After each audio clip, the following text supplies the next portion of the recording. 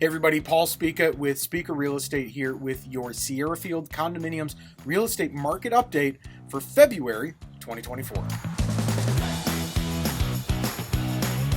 So here we are already in February of 2024, and hopefully you have received your market update either via email or in the mail. If you're not getting it and you'd like to get it, please let us know. We'd love to make sure that you get this on a regular basis so that you can stay informed about what's happening in Sierrafield.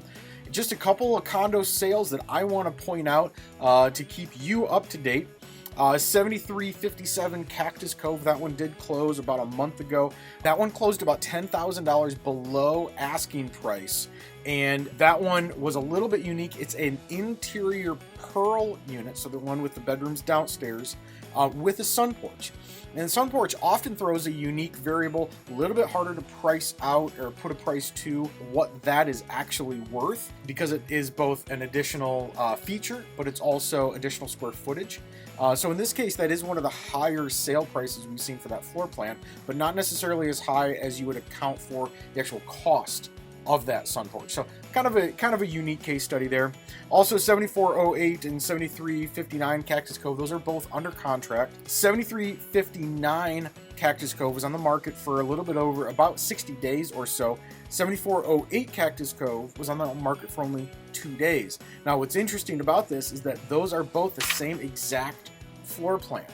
And the takeaway here is that pricing matters. Accurate pricing matters. One went in at $299. The other kind of came down closer to that $300 mark. And when you price above a threshold like $300, you're simply going to lose buyers. And it might take a little bit more time. And maybe that was the seller strategy. I don't know. But it does point to accurate pricing does tend to move properties a little bit faster. 7565 Navajo Valley is also one that I'd like to point out. And this is one of those coveted end unit, ranch, two-car garage condos that you often hear me talking about. Those tend to move pretty quickly. Those tend to be the less common properties on the market. And this was a good case study. 7565 Navajo Valley was on the market for a total of 9 days and went under contract and sold for about $7,000 above asking price. Now, this was an opal floor plan without a sun porch, which is a little unique. Most of the opals do have a sun porch. This one was pretty dated. It needed a fair bit of updating on the inside, and so the $267 sale price does make sense to me based on some of the other sales of condos similar to that had eclipsed $300. So that one does make sense, and I think there's actually some room in there for the buyer to put some money into it, bring it up to speed, maybe add a sun porch, bring it up to value. There are a couple condos on the market right now. One of them, 1252 Sand Springs, is new construction.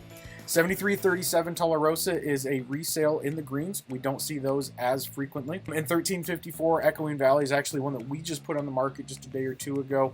And so it'll be interesting to see what happens with that one over these first couple of days on the market. As always, if you have any questions about what this report means for you and your condo in Sierrafield, or what the market looks like in general, we're always happy to have those conversations, whether you're thinking about doing something in the next couple of months, couple of years, whatever that might look like. We are always happy to have a conversation about your condo there in Sierrafield. Thanks, folks.